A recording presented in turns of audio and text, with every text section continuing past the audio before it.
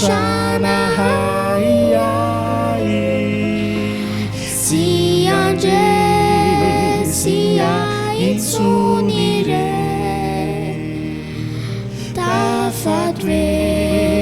Chamafini Fanai Amina Pamunzile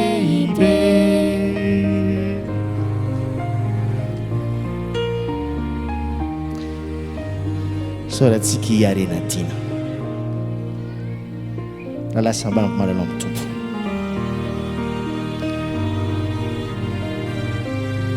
amin'ity fotoana manokana ty dia te hiresaka aminao Andriamanitra te hitodika amintsika amin'ny fomba manokana izy te hiantso atsika amin'ny fomba manokana izy ninninona adalana vitanao tany aloha ninninona zavatra izay tsy nety nataonao teo aloha te hiantsonao izy miverenao hatrany miverena eo aminy aza misalasala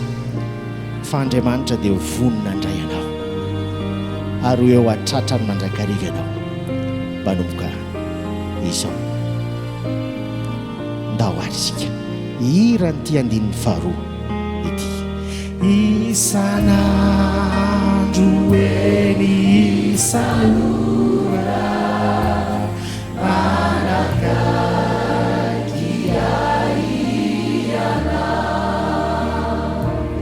mampahely amitenigora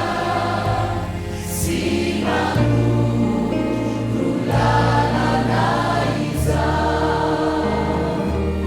sambaca uremi tumputira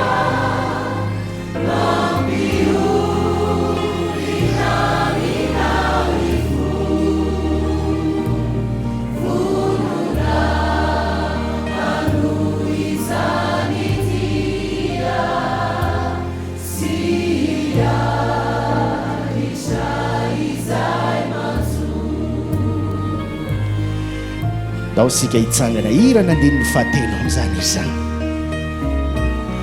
mamireny teny fikasana ivelomako antanety suitrako ilay tanàna zay miandry ao ankotrany fitiavana mitafotafo no maleko rikaponako eniandro no vidinao lafo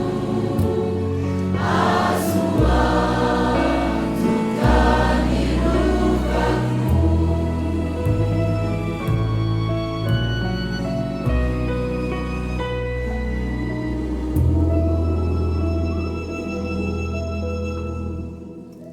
Amen. Azo mipetraka isika.